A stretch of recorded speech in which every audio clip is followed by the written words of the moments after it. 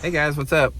Welcome back here to today's edition of Intuitive Angling, and really appreciate you guys checking out today's video and spending some time with me. We are going to be talking about why 2025 is going to be a tough year for bass anglers in the country here. I got several different things here I want to talk about. Do have some challenges on the horizon here, and sort of wanted to get a conversation going with that, and curious to get you guys' opinion on it as well after I get done with the video here. Also, guys, before we get started, I just wanted to extend a big thank you out there. Big thanks to everybody that's been supporting Intuitive Angling here by subscribing to the channel and becoming a channel member, using all the links I put in the description. You guys are one of the viewers that have been doing that to support the channel. Big thank you from me and my family. And I'd like to just invite everybody to hit that subscribe button if you like the channel. Really appreciate that.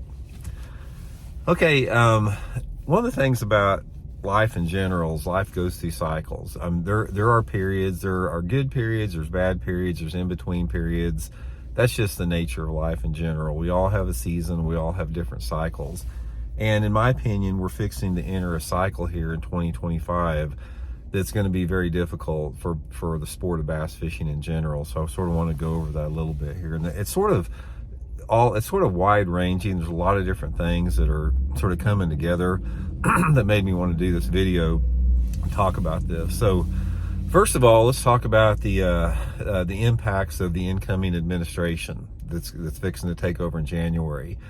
The incoming administration has proposed tariffs on China and Mexico and Canada between 10 to 60% across the board.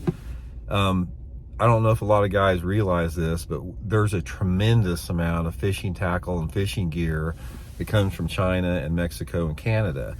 You know, rod and reels, lures, you know, different types of stuff we use for fishing. And when these proposed tariffs kick in, against the advice of most leading leading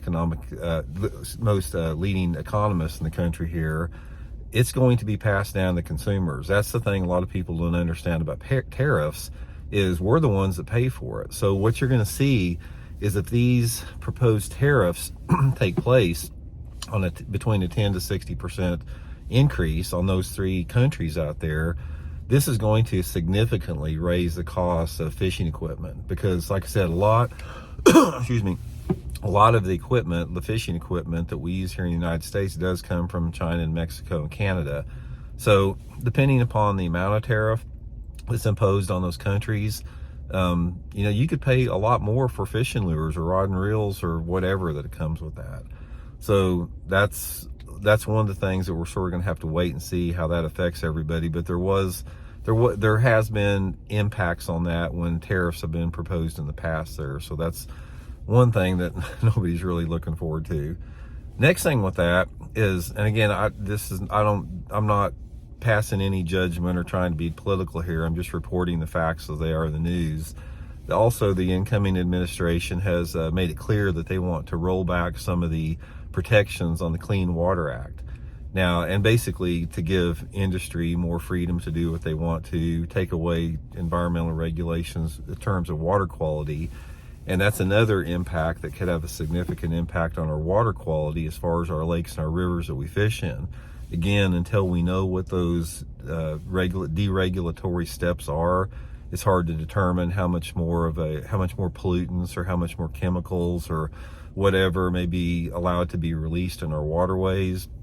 That is an area for concern on that. I'm not really, again, both of these things with the tariffs and the water quality and the deregulation, we're going to have to wait and see how it affects us. At this point, it's been proposed, but the effect on that, you know, remains to be seen. But the main thing, that one of the reasons I think it's going to be a super tough year for bass anglers in the United States, is that we have been in this fight for the last 3 years, you know, against exploding technology in our sport and what it's done to our sport and how it's changed our sport.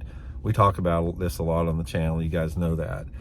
And from all indications, as far as the MFL and Bassmaster, the two major tournament organizations, it's pretty much status quo. They haven't made any changes that are going to make any difference whatsoever for 2025. So the fact that there has been basically no changes that are going to affect the outcome of the events, you're still going to see in 2025 tournaments being completely dominated by forward-facing sonar and live scope.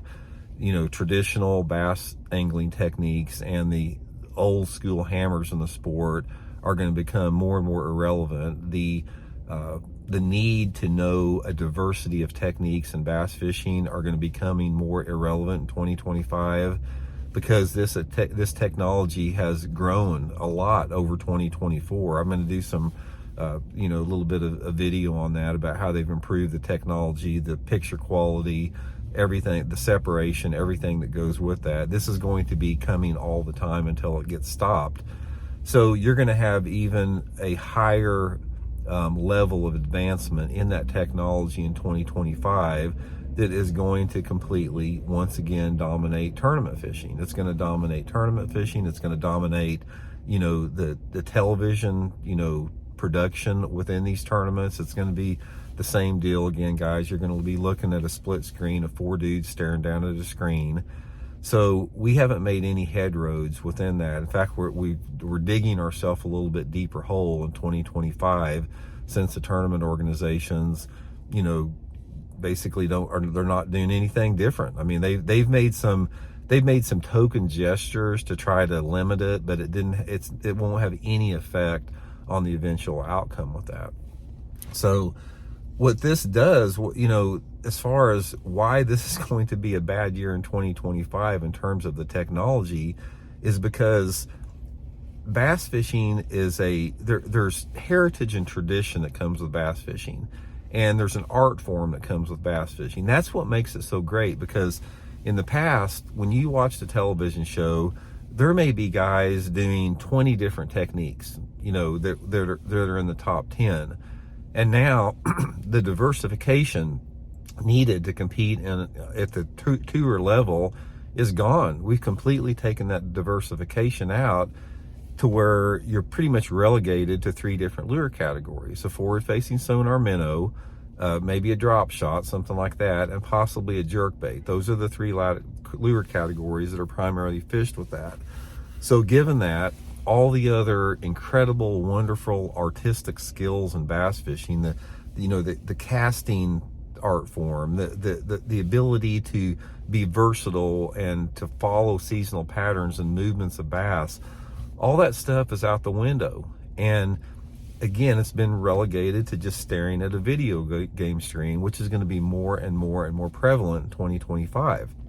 So we are in the process of, there's an evolution taking place in the sport of bass fishing in terms of techniques, where the traditional bass fishing skills are atrophying. They're being tossed by the wayside over technology, in terms of going to technology. It's the same way with what's happened to like the skills we had as being able to survive on this planet. It's like, 200-300 years ago, 400 years ago, I mean, in order to survive here, you had to know how to flint knap. You had to know how to build fire, from friction. You had to know how to identify edible and medicinal plants.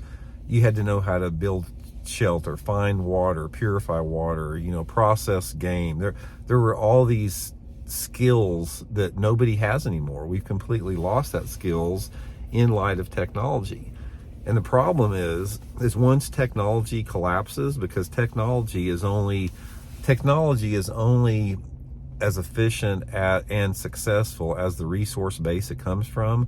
Once that resource base is depleted, then you have to go back to the more traditional aspects of living, which we forgot all about. So I don't know, guys. I don't want to sound like a downer here, but we got a lot of stuff on the horizon in 2025 that is simply that's not good for fishing. It's like higher prices for fishing equipment. We're going to have a deterioration in our water quality, without a doubt. When you start messing with the Clean Water Act and allowing point source pollution to be put more and more in our waters, that's going to affect everything. Technology is taking over our sport completely. It's robbing the sport from the mystery and the magic and the wonderment of it. And what can be done about it? What can be done about it is the fact that whatever it takes, we cannot put people in positions of power that undermine the future sustainability and health of our sport. You know, just because people are in the positions of power does not mean they are the best people for positions of power. We've seen that in the tournament organizations and how those tournament organizations are run. So I don't know, it's sort of a frustrating for somebody like myself that really loves the sport and is concerned about the sustainability and the future of the sport. You know, it's really disturbing to see, you know, some of the stuff that the challenges we have ahead of us. So all we can do is keep voicing our opinion, keep pressing forward, keep trying to work for sustainability, keep trying to work for the, you know, fighting the good fight. That's all we can really do. So anyway, guys, let me know what y'all think about it. I'll be curious to hear. I'll talk later.